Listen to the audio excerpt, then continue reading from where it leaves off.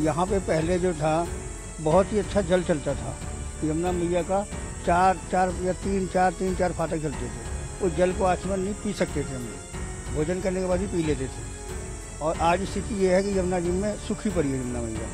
और यहाँ पे जो है ना बहुत सारी दुकानें हुआ करती थी और यहाँ से रोजी 300 आदमी का, लगभग 250-300 आदमी का यहाँ से रोजगार था। दिल्ली में सरकार बदलने के बाद हम यमुना की पड़ताल करने निकले हुए हैं, जिसमें हम बात करें अगर यमुना की दिल्ली में तो वो पल्ला से प्रवेश करती, पल्ला यानी कि हरियाणा का बॉर्डर। टोटल अगर दिल्ली में हम यमुना की दूरी को तय करें यानी कि उनकी लंबाई को देखें तो यमुना 44 किलोमीटर से ज्यादा दिल्ली का सफर तय करती है। अपने यमुनोत्री गंगोत्री जो कहा जाता है वहां से, यमुनोत्री से निकल करके तमाम रास्तों से होते हुए निकलती है, लेकिन दिल्ली में जो उनका सफर है वो 44 किलोमीटर से ज्यादा का बताया जाता है। और इस वक्त हम हैं वजीराबाद बैराज में। ये वजीराबाद बैराज है जहां पर यमुना के पानी को बैराज के इन गेट्स के द्वारा यहां रोका गया है और इसके बाद यमुना का फ्लो दिल्ली में आगे धीमा होता चला जाता है। यमुना में जो गंदगी की बात शुरू होती है वो इसी वजीराबाद के बाद से शुरू होती है, कालिंदी कुंज तक जाती है। यानी कि 22 किलोमीटर का जो यमुना सफर करती हैं दिल्ली में, वही उसी सफर में वो यमुना मृतप्राय भी हो जाती हैं। इसकी क्या वजह है, क्यों ऐसा हो रहा है, तमाम प्रयासों के बाद भी अब तक यमुना साफ क्यों नहीं हो पाई है, आइए हम आपको बताते हैं। यमुना के उन सभी पहलुओं से रूबरू कराते हैं और ले चलते हैं इस 22 किलोमीटर के सफर पर। जानकारों से भी बात करेंगे, यमुना के किनारे रहने वालों से भी बात करेंगे और हम आपको बताएंगे कि यमुना किस घाट में कितनी ज्यादा मैली हो रही है और वो अब तक जो प्रयास किए गए वो क्यों नाकाफी साबित हुए हैं। जी, मेरा नाम आशा। हम आपसे समझना चाहेंगे कि ये जो आप पूजन की सामग्री लिए बैठी हुई है, हाँ। आप यहाँ पर कब से इस तरह से ये सामग्री बेच रही हैं?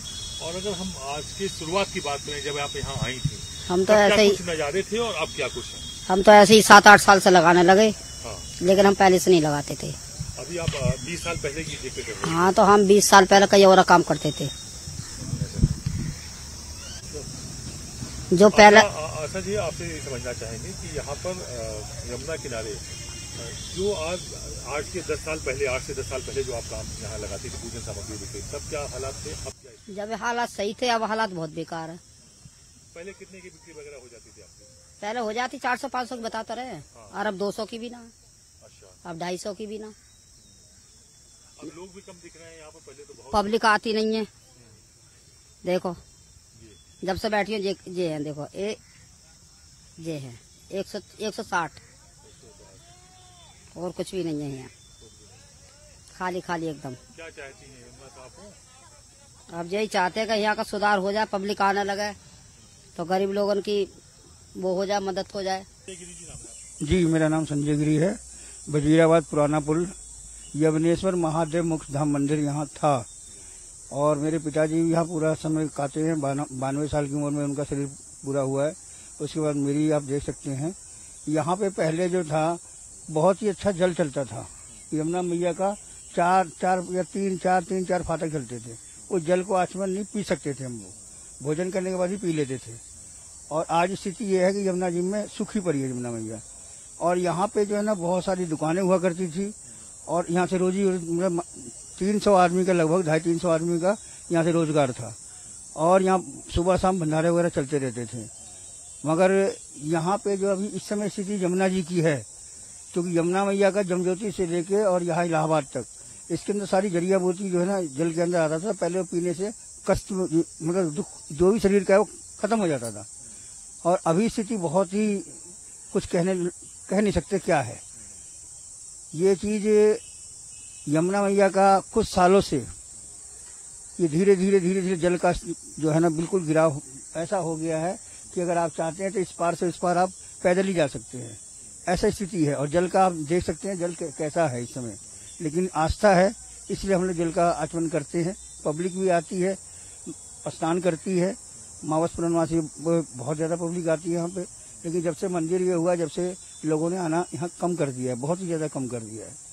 ऐसे अगर स्थिति रहा तो शायद आपको यहाँ पे नजफगढ़ जो बोलते डैम, वो नजफगढ़ डैम का मेरे मतलब बचपन में तो उससे पहले ही हो गया था, मगर उसको साहिबी नदी बोलते थे। और आज ये स्थिति है उसकी, कहीं ऐसा ना हो कि हमारे आने वाली पीढ़ी को ये चीज को देखना पड़े। तो सरकार से मैं कहना चाहता हूँ कुछ न कुछ के जल का व्यवस्था करें। सफाई की जहाँ तक बात आप कर रहे हैं सफाई अगर जल आता है पीछे से अपने आप यमुना मैया साफ हो जाएगी, ये चीज मैं कहना चाहता हूँ। अगर हम बात करें तो आपने अपने बचपन में जो यमुना देखी थी जी, वो कैसी थी और यहाँ की रौनक कैसी हुआ करती थी? बहुत ही बढ़िया रौनक थी जी। खूब मेला की तरह जो है ना पब्लिक, यहाँ बहुत मेला लगता था ये, और काफी लोग आते थे जाते थे। और बहुत ये जो फूल प्रसाद वाले दुकानदार जो है, ये काफी दुकानें थी, अब तो गिनी चुनी रह गई है क्योंकि यहाँ पब्लिक आती नहीं है। ये बेचारे कहाँ जाएंगे, तो यही चीज रह गई है। और तो मगर जल जो है मेन चीज है, जल। अगर जल, हाँ, जल का प्रभाव ऐसा है, और जल अगर आता है यमुना मैया में तो समझ लीजिए फिर दोबारा वो चीज हो जाएगा। मगर सरकार जो ये मंदिरें तोड़ रहे हैं, क्या कर रहे हैं, इस चीज को मेरी समझ में नहीं आ रहा। ये मंदिरें क्योंकि आस्था से जुड़ी हुई है, नदी किनारे यमुना मैया, गंगा मैया जो भी है, नर्मदे काशी जो भी है, वहाँ पे अगर मंदिर नहीं रहेगा, या तो शुरू में ही ना होने दो, शुरू में इस चीज को करो नहीं होना चाहिए। अब सबका आस्था जुड़ा हुआ है, उसको सब खत्म कर रहे हैं और कहते हैं सनातन धर्म, तो सनातन में ये चीज हो रहा है, इस समझ से बाहर है मेरी। यहाँ पे जो है ना पहले यमुना मैया की प्रतिमा थी, लोगों जहाँ पे हमने ड्रम डस्टबिन वगैरह रखा हुआ था तो उसके अंदर पॉलिथीन वगैरह ये चीज ना डालें। और कोई चीज जो हमने पीछे गड्ढा भी खोदा था उसके अंदर हम दबा देते थे, जो अभी गड्ढा वो सामने है। और 2021 में हमने यमुना मैया की आरती शुरू करी थी, जो यमुना परिवार काउंसिलिंग है, उनके कपिल गर्ग जी है, चिदानंद जी हमारे साथ हैं प्रभात निकेतन के। उसके बाद 2022 में करी हमने, उसमें भी जो है ना ये लोग आए हुए थे जो भी है, और मनोज तिवारी जी, चिदानंद जी। 2023 में छठ घाट ITO पे हमने किया था, वहाँ भी आए थे, रामनाथ गोविंद जी भी आने वाले थे, किसी कारणवश वो नहीं आ पाए। तो हमने ये अभी कुछ दिन 3 तारीख को 3 अप्रैल को यहाँ पे आरती कराई थी, जिसमें मुख्यमंत्री जी रेखा गुप्ता जी भी आई थी, तो उनसे भी हमने कहा था। तो आरतियां तो हमने बहुत पहले से कर रहे हैं, ये तो अभी इन्होंने शुरू करी है, लेकिन वो भी हफ्ते में सुनने में आता है 2 दिन। हम तो सुबह शाम नहीं है कुछ, फिर भी हम लोग 9 जगह हमारी आरतियां सुबह शाम होती रहती है यमुना परिवार काउंसिलिंग की तरफ से। इसमें हम यमुना जी पे काम करते हैं, सफाई पे, इन चीजों पे हम ध्यान रखते हैं पूरे अपनी टीम के साथ। ये चीज दिल्ली में यमुना की सफाई और यमुना बड़ा मुद्दा बन चुकी है। सरकार बदल गई, केजरीवाल सरकार की जगह रेखा गुप्ता सरकार भाजपा की आ गई। आप देख सकते हैं इस वक्त हम आ चुके हैं बोट क्लब में। ये दिल्ली का बोट क्लब है और आप देखिए यहाँ पर 1 दर्जन से ज्यादा सजी धजी बोट यहाँ पर दिखाई दे रही हैं। हालांकि ये बारिश के वक्त जब यहाँ पर बाढ़ आती है तो रेस्क्यू का काम कर रही हैं, लेकिन इस बोट क्लब में एक उद्देश्य और भी रहा है कि यहाँ पर लोग आएंगे, दिल्लीवासी आएंगे, पर्यटक आएंगे और यहाँ पर नौका विहार करेंगे। इसकी एक ठोस योजना भी दिल्ली सरकार ने तैयार की हुई है। यहाँ पर क्रूज चलाने की भी बात की हुई है, 5 से 7 किलोमीटर की दूरी पर क्रूज चलाया जाएगा। लेकिन फिलहाल ये सामने आप मशीन देख रहे होंगे, सरकार बदलने के बाद प्रयास भी बदले हैं। अब प्रयासों में तेजी लाई गई है और 12,000 मीट्रिक टन से ज्यादा कचरा यमुना से अब तक इस तरह की कई मशीनों के द्वारा निकाला जा चुका है। लेकिन कचरा इतना ज्यादा है कि कम होने का नाम ही नहीं ले रहा है। अगर हम बात करें तो वजीराबाद बैराज से लेकर के और यहाँ तक बोट क्लब तक ये जो जलकुंभी है ये खत्म होने का नाम नहीं ले रही है। कई राउंड हटाई जाती है और उसके बाद ये फिर से पनप जाती है। ये बोट क्लब में आप देखेंगे यहाँ का नजारा भी देखो, कमोबेश पानी कम होने की वजह से ये घाट पर भी यमुना लगभग सूखी हुई नजर आ रही है और थोड़ा बहुत जो बहाव सा समझ में भी आ रहा है, ये यहाँ के नाले नाली जो गिरते हैं, जो गंदगी गिरती है, ये उसका बहाव है। बारिश आने वाली है, बारिश के वक्त यमुना एक बार पूरी तरह से साफ हो जाती है। इतना तेज बहाव होता है कि कोई भी नदी अगर गंदी होती तो साफ हो जाती है, लेकिन बड़ी चुनौती है कि क्या बारिश के बाद भी यमुना साफ रह पाएंगी। उसमें गिरने वाले खुले नाले क्या टैप हो पाएंगे, क्या जितने भी ट्रीटमेंट प्लांट हैं वो पूरा काम कर पाएंगे। जो आंकड़े हैं उसके मुताबिक 80% गंदा पानी ट्रीट हो पाता है और वो यमुना में आ पाता है। 20% अभी भी, यानी कि कई 100 MLD पानी यमुना में सीधे गिरता है। आपको यहाँ एक बात बताना बेहद जरूरी है कि पिछले बारिश का जो आंकड़ा आया था यमुना का, उसमें इतिहास में पहली बार पिछली बारिश यानी कि 2024 की जो बारिश हुई थी उसमें यमुना में ऑक्सीजन लेवल 0 हो गया था। यानी कि बारिश में तो कम से कम यमुना में ऑक्सीजन लेवल मेंटेन रहता है, वो भी 0 हो गया था। आप कल्पना करिए कि यमुना में जो गंदगी का लेवल है वो किस लेवल तक था। हम आपको ले चलते हैं कालिंदी कुंज और वहां दिखाते हैं किस तरह से यमुना में बड़े बड़े नाले गिर रहे हैं, जो खुद में अपने आप में एक इतने बड़े बड़े नाले हैं। सैकड़ों MLD हर रोज पानी बिना ट्रीट हुए सीधे यमुना में गिरता है तो यमुना साफ कैसे होंगी। दिल्ली में यमुना की यात्रा इसी कालिंदी कुंज में समाप्त होती है और हम आपको एक झलक दिखाना चाहेंगे कालिंदी कुंज के उस नाले की जो बिना ट्रीटेड पानी सीधे यमुना में जा रहा है।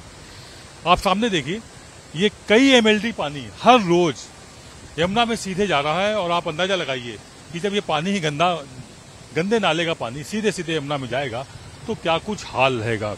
हमारे कैमरा पर्सन दिलीप हैं, इनसे कहेंगे इस तरफ भी दिखाएं, इधर फोम सा निकला हुआ है यमुना के पानी में, वो सामने दिखाएंगे। हाँ, और यही फोम आपको सर्दियों के समय बहुत ज्यादा बढ़ा हुआ दिखाई देता है, वो बादलों की शक्ल में बदल जाता है, इस लेवल तक गंदगी पहुंच जाती है।